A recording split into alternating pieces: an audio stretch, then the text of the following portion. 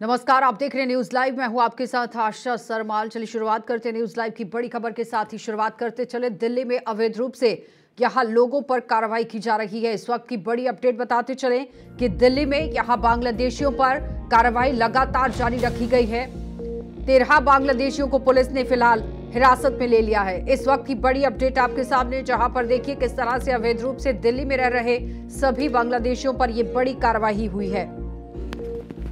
और इस वक्त की बड़ी अपडेट आपके सामने, जहां पर दिल्ली में अवैध रूप से जो लोग रह रहे थे उन पर यह कार्रवाई की गई है।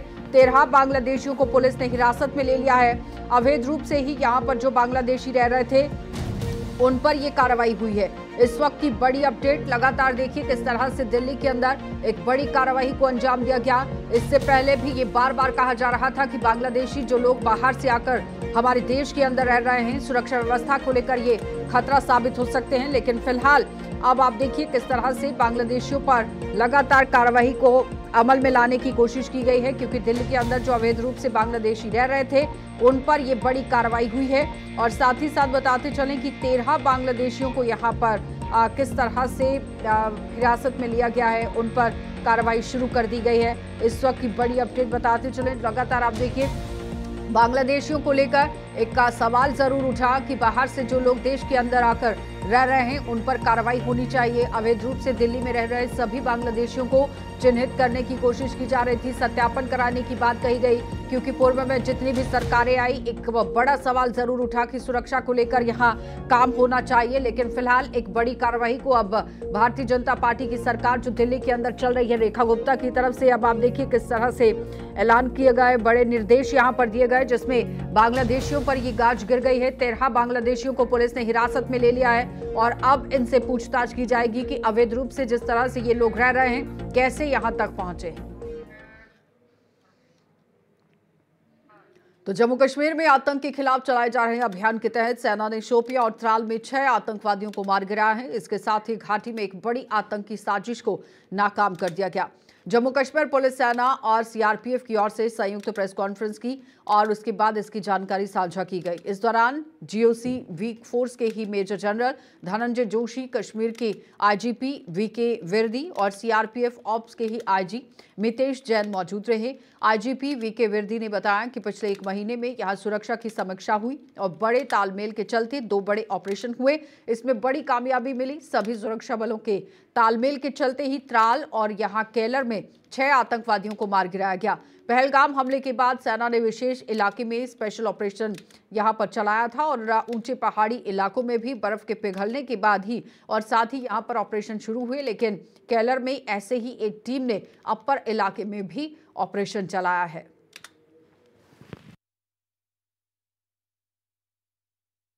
और इसी इंटेंसिफाइड फोकस और आपसी तालमेल और कोऑर्डिनेशन के तहत हम लोगों ने पिछले 48 घंटों में 2 सक्सेसफुल ऑपरेशन यहाँ अंजाम दिए हैं, जिसमें हम लोगों को बहुत ही सिग्निफिकेंट जो है अचीवमेंट मिली है। इन दोनों ऑपरेशंस में CRP, army, Jammu Kashmir police का शाना बशाना रोल रहा है और इन लोगों ने, हमारे जवानों ने और हमारे अफसरों ने कंधे से कंधा मिला के इन ऑपरेशंस को अंजाम दिया है। सरसरी तौर पे ये 2 ऑपरेशंस, एक केलर के इलाके में जो कि शोपियां में आता है वहाँ हुआ और दूसरा जो कि कल जो था त्राल के इलाके में हुआ।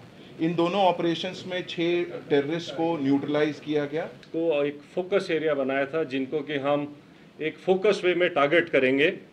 और जैसे हमें इंटेलिजेंस इनपुट्स आ रहे थे कि जो टेररिस्ट ग्रुप्स हैं वो अब बर्फ़ पिघलने के बाद जंगलों में हायर रीचेस में चले गए हैं, और इसको ध्यान में रखते हुए जो हायर रीचेस हैं, जो ऊंचे पहाड़ों में जो जंगल्स हैं, वहाँ पर हमारी डोमिनेशन पार्टीज कंटिन्यूसली डिप्लॉयड थी। 12 तारीख की रात को शोपियां के इलाके में जो काटोहलन फॉरेस्ट है और स्पेसिफिकली केलर के एरिया में हमारे को इनपुट आया कि एक टेररिस्ट ग्रुप वहाँ पर हो सकता है। तो जो पार्टीज़ वहाँ पर डोमिनेशन के लिए पहले से ही डिप्लॉयड थी काफ़ी टाइम से, उन्होंने अपने आप को रिलोकेट किया, उस जगह के ऊपर फोकस होके क्लोज इन हुए। और सुबह के टाइम पे जब उनको वहाँ पर 13th की मॉर्निंग को जब एक सस्पिशियस मूवमेंट दिखाई दी तो पार्टीज़ ने क्लोज इन करके उनको चैलेंज किया, और चैलेंज करने के ऊपर जो है जो टेररिस्ट थे उन्होंने तुरंत फायर खोला, उसके बाद एक एनकाउंटर स्टार्ट हुआ, लेकिन पार्टीज़ ने क्लोज इन करके उनको न्यूट्रलाइज किया। तो ये जो ऑपरेशन था ये हायर रीचेस में काफ़ी ऊंचाई के इलाके के ऊपर हुआ और काफ़ी डिफ़िकल्ट एरिया था जहाँ पर इस किस्म के ऑपरेशन को अंजाम दिया गया। त्राल के इलाके में हुआ था, उसका टेरेन बिल्कुल डिफरेंट है, जो कि एक गांव के अंदर था। तो उसी में इनपुट आई कि शायद एक टेररिस्ट ग्रुप जो है एक गांव के नाडर के इलाके में गांव के अंदर कुछ टाइम के लिए सेटल्ड है और इमीडिएटली उस विलेज को कॉर्डन किया गया। जब कॉर्डन लग रहा था तो ये टेररिस्ट जो है उन्होंने अलग अलग घर के अंदर पोजीशन ले ली और फायर करने की कोशिश की, रादर फायर किया। और उस टाइम पे हमारा चैलेंज था कि जो सिविलियंस हैं, जो इनोसेंट, जो वहाँ पर बच्चे, फैमिलीज, बुजुर्ग हैं, उनको वहाँ से निकाला जाए। तो पहले उनको सेफली उस जगह से निकाला गया और उसके बाद सिस्टमेटिकली तरीके से सर्च करी गई एक एक घर को और एक एक करके अलग अलग जगह के ऊपर इन 3 टेररिस्ट को न्यूट्रलाइज किया गया। तो इस तरीके से ये दोनों जो ऑपरेशंस थे ये डिफरेंट काइंड ऑफ टेरेन में हुए हैं। एक जंगलों में और ऊंची जगहों पर हुआ है, दूसरा जो है वैली फ्लोर के अंदर और गांव के अंदर हुआ है। लेकिन दोनों ऑपरेशंस को सक्सेसफुली जो अंजाम दिया गया वो शो करता है कि सिक्योरिटी फोर्सेस टेररिस्ट कहीं भी हों उनको ढूंढेंगे और न्यूट्रलाइज करेंगे। आर्मी की तरफ से आरआर, जेके पुलिस और सीआरपीएफ, उन सब के जवानों और ऑफिसर्स जिन्होंने, और साथ ही साथ में इंट एजेंसीज़ जिन्होंने बड़ी मेहनत के साथ में इंट को डेवलप करके और उसके ऊपर जो ऑपरेशंस हुए हैं उस सफलता के लिए मैं सभी को कॉम्प्लीमेंट करना चाहूँगा। इसके साथ ही ये जो अभी लगातार ऑपरेशंस बने हैं पिछले कुछ समय में, ये जो सभी सिक्योरिटी फोर्सेस के बीच के का जो एक प्रभावशाली समन्वय है, ये उसका एक प्रत्यक्ष प्रमाण है। और उसी कोऑर्डिनेशन और एग्जीक्यूशन जो प्रोफेशनल है उसकी वजह से ही हम इन सफल ऑपरेशंस को कारगर कर पाए हैं। आगे आने वाले समय में भी मैं पूरा विश्वास आपको दिलाता हूं कि ये जो कोऑर्डिनेशन हम सबका, ये सभी सिक्योरिटी फोर्सेस और इंटेलिजेंसीज का लगातार जो बना है आगे भी बनाएगा, आगे भी रहेगा, जिसकी वजह से हम सफलतापूर्वक कश्मीर, जम्मू एंड कश्मीर से आतंकवाद का पूरी तरह से सफाया कर सकेंगे। भारतीय जनता पार्टी के राष्ट्रीय महासचिव तरुण चुग ने पी चिदंबरम के बयान को लेकर पलटवार कर दिया। तरुण चुग ने कहा कि इंडी गठबंधन बिखर चुका है, अपनों को लाभ पहुंचाने के लिए एक का भानुमति का कुनबा है और इसमें परिवार सर्वोपरि है। साथ ही कहा कि कुछ इंडी गठबंधन नेता सेना के शौर्य और आदमी साहस पर भी सवाल उठा रहे हैं, जो निंदनीय है। चिदंबरम सहित देश के कई नेता, चाहे वो विपक्ष में हो, वो मान रहे हैं कि इंडी गठबंधन बिखर चुका है, क्योंकि यह गठबंधन नहीं, भानुमति का कुनबा है, जिसमें सिर्फ सत्ता की भूख के कारण अपने असफल, निकम्मे, निठल्ले युवराज व युवरानियों को सत्ता में पहुंचाने के लिए, अपने भ्रष्टाचार के मकड़ जाल को बचाने के लिए इकट्ठा हुआ एक भानुमति का कुनबा है, जिसके अंदर परिवार सर्वोप्रिय, लूट खसूट, भ्रष्टाचार, भाई भतीजावाद, तिकड़मबाजी की राजनीति का संधि है। ये गठबंधन नहीं, स्वार्थ संधि पत्र है। देश हित से नहीं, कुर्सी के मोह जाल से बंधी डूबती हुई नैया है, जिसे कोई रोक नहीं सकता। कुछ इंडी गठबंधन के नेता भारत की वीर सेना के शौर्य एवं आदम्य साहस की वीरता को कम करके दिखाने में जुटे हैं। पाकिस्तान भारत की वीर सेना के पराक्रम से थर थर कांप रहा है।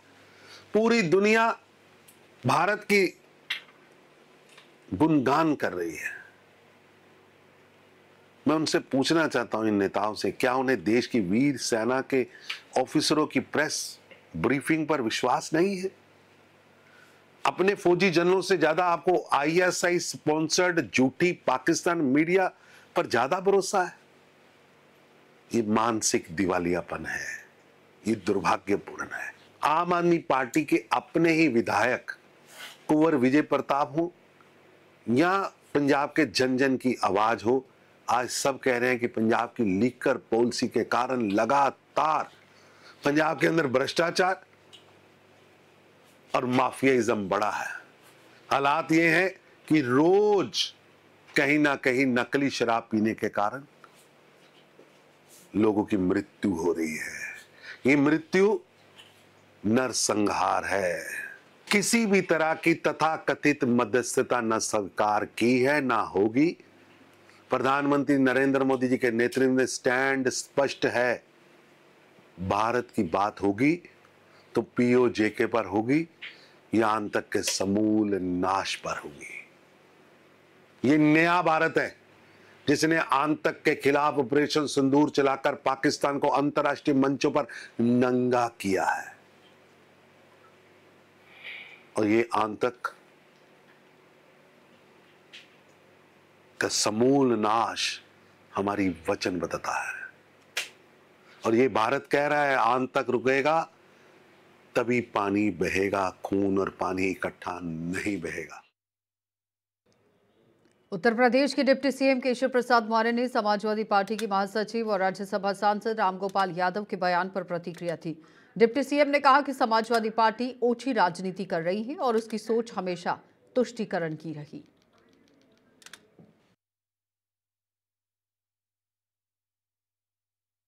समाजवादी पार्टी का इतिहास,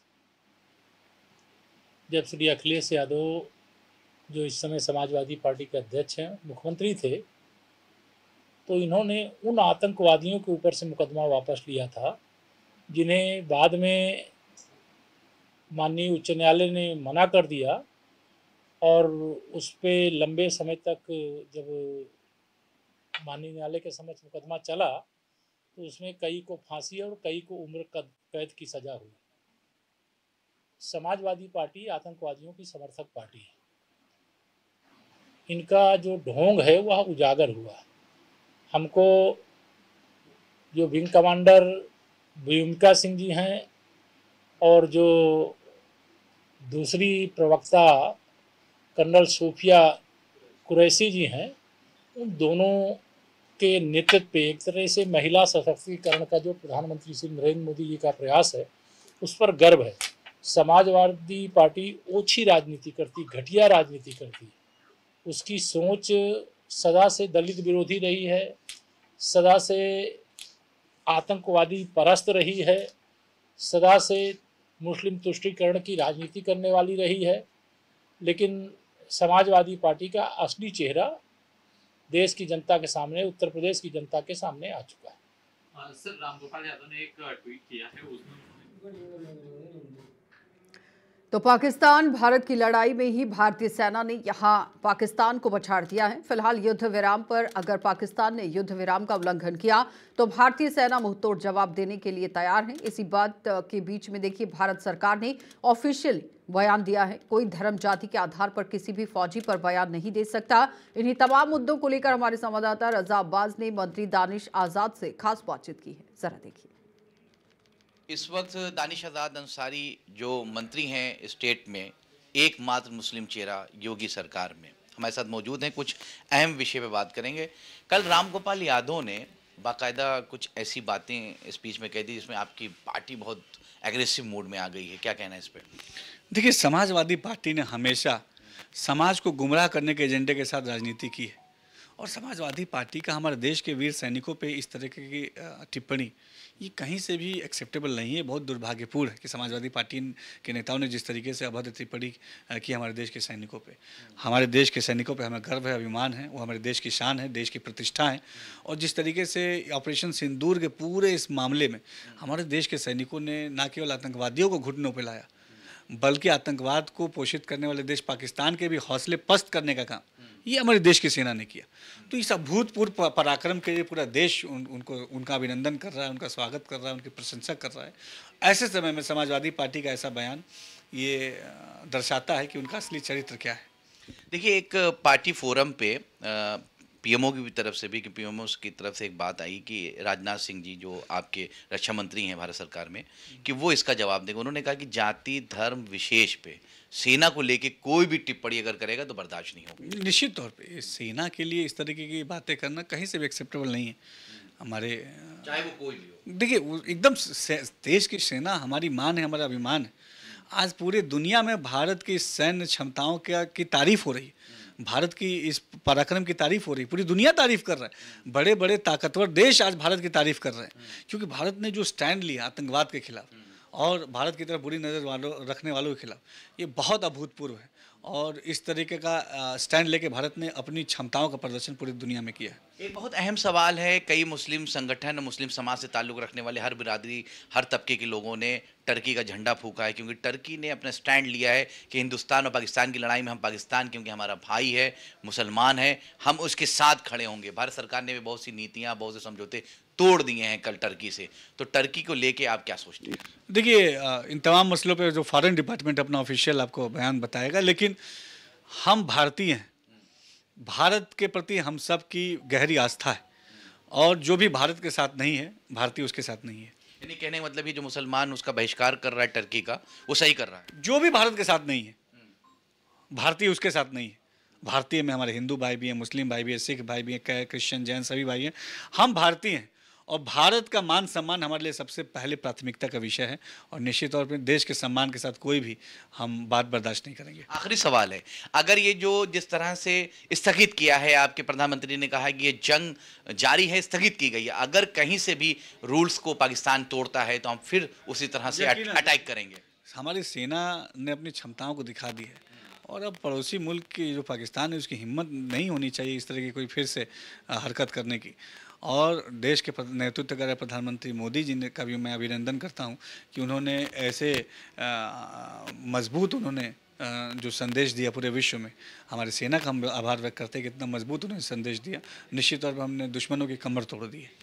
ये थे हमारे साथ दानिश आज़ाद अंसारी, जिनका साफ कहना है कि अगर इस तरह से दोबारा पाकिस्तान गलती करेगा तो भारत ज़रूर अटैक करेगा, और भारतीय मुसलमान जो टर्की का बहिष्कार कर रहे हैं वो सही कर रहे हैं, क्योंकि हम सब भारतीय हैं। कैमरा पर्सन किशन के साथ रजा अब्बास, लखनऊ, जेके न्यूज़।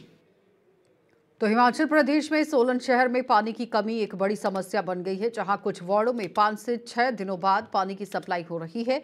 इस समस्या को लेकर सोलन शहरी मंडल बीजेपी अध्यक्ष शैलेंद्र गुप्ता ने सरकार और जल शक्ति विभाग पर निशाना साधा।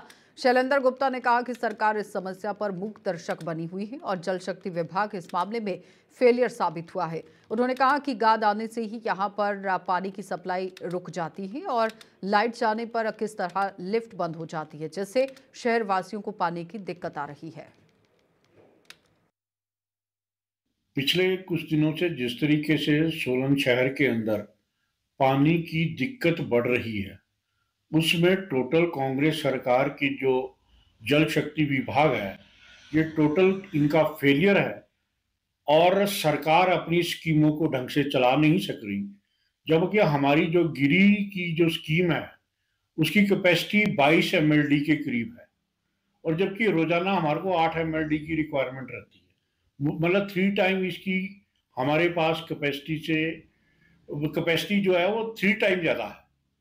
लेकिन जिस तरीके से सरकार अभी 30 डिग्री के आसपास टेम्परेचर हुआ है, अभी गर्मियों ने दस्तक थोड़ी सी दी है, तो कभी गाद आ गई, कभी लाइट बंद होगी, कभी पाइप टूट गई।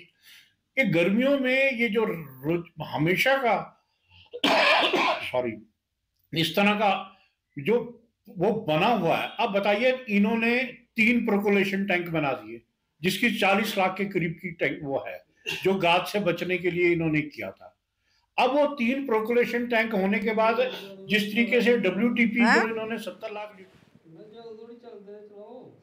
ग्रामीण विकास और पंचायती राज मंत्री अनिरुद्ध सिंह ने आज यहाँ कामटी विधानसभा के अंदर ये कंसुप्टी विधानसभा क्षेत्र है, जहां पर ग्राम पंचायत माशोबरा की सीपुर में ही पारंपरिक 2 दिवसीय जिला स्तरीय सीपुर मेले में समापन अवसर पर मुख्य अतिथि के रूप में शिरकत की। इस अवसर पर उन्होंने कहा कि पारंपरिक मेले हमारे जीवन में सामाजिक मेल मिलाप के साथ साथ समृद्ध संस्कृति को संजोए रखने में महत्वपूर्ण भूमिका निभाते हैं। उन्होंने कहा कि हिमाचल प्रदेश समृद्ध स्थानीय विरासत का खजाना है, जो यहाँ की परंपराओं, कला, संस्कृति को दर्शाता है। उन्होंने कहा कि मेले और त्योहार स्थानीय लोगों की आपसी मेल मिलाप के साथ साथ सामुदायिक व्यापारिक रूप से भी लोगों को आकांक्षाओं और आवश्यकताओं को पूर्ण करते हैं। इस विधानसभा क्षेत्र के अंदर विभिन्न विकास कार्यों के निर्माण के लिए लगभग 250 करोड़ की राशि स्वीकृत की गई है, जिससे इस विधानसभा क्षेत्र की कच्ची सड़कों को पक्का करने, सभी गांवों को सड़क, पेयजल उपलब्ध करवाने, कम वोल्टेज की समस्या को खत्म करने के साथ पंचायत क्षेत्र के सभी विकास कार्यों को अमली जामा पहनाया जा रहा है।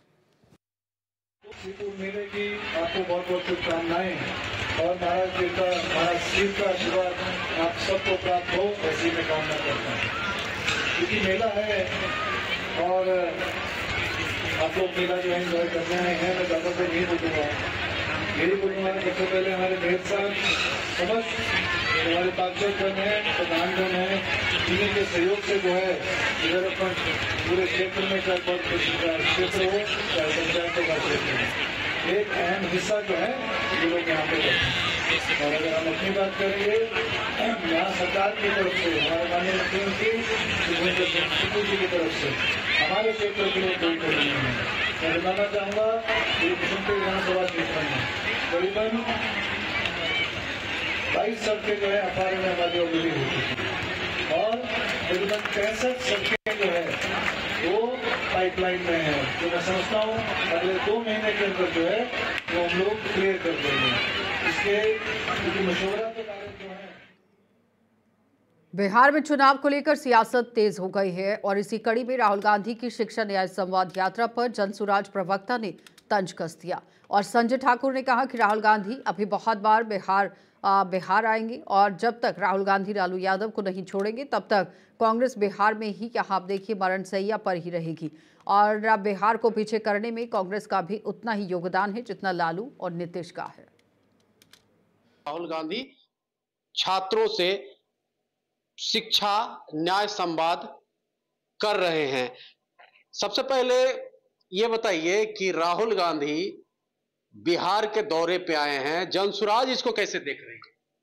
देखिए, राहुल गांधी 4 बार 5 बार आ गए बिहार पिछले 6 महीना के भीतर, अभी और बहुत बार आएंगे।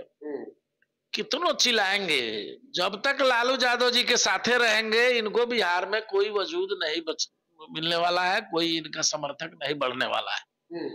चूंकि बिहार की जनता यह जान रही है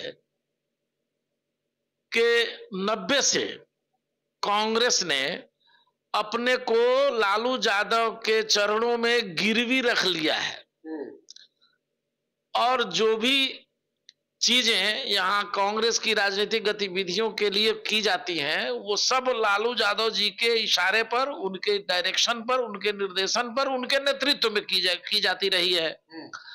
तो बिहार की जनता तो लालू यादव के 15 साल के आतंक राज से पीड़ित है। जिस आतंक राज से पीड़ित है उसमें कांग्रेस की भी उतनी ही बड़ी भूमिका है, क्योंकि उनके समर्थन से लालू यादव जी की सरकार चली, राबड़ी देवी जी की सरकार चली। आज तेजस्वी फरफरा रहे हैं तो लोग अभी बिहार का थोड़े भूल गया है वो 15 साल का जुल्मी शासन, जिसमें आतंक था, लूट था, अपहरण था, फिरौती था, हत्या थी, लोग बहु बेटियां शाम होते होते घर में दुबक जाया करती थी। जो हालात उस समय का था उसको तो सबने अपनी नजरों से देखा है। इसलिए ये कितनों बउआले राहुल गांधी जी, कितनों ही इनका कन्हैया को पदयात्रा करवा ले, कितनों ही अध्यक्ष बदल ले, सेक्रेटरी बदल ले, जब तक बिहार में लालू यादव के खिलाफ ही ये नहीं होंगे तब तक इनका समर्थक भी घर में बंद रहेगा, वो रोड पर नहीं आएगा। सच्चाई यही है। तो क्या कहिएगा कि राहुल गांधी बिहार ना आवे? आवे, हम लोगों को इससे कोई नुकसान थोड़े है।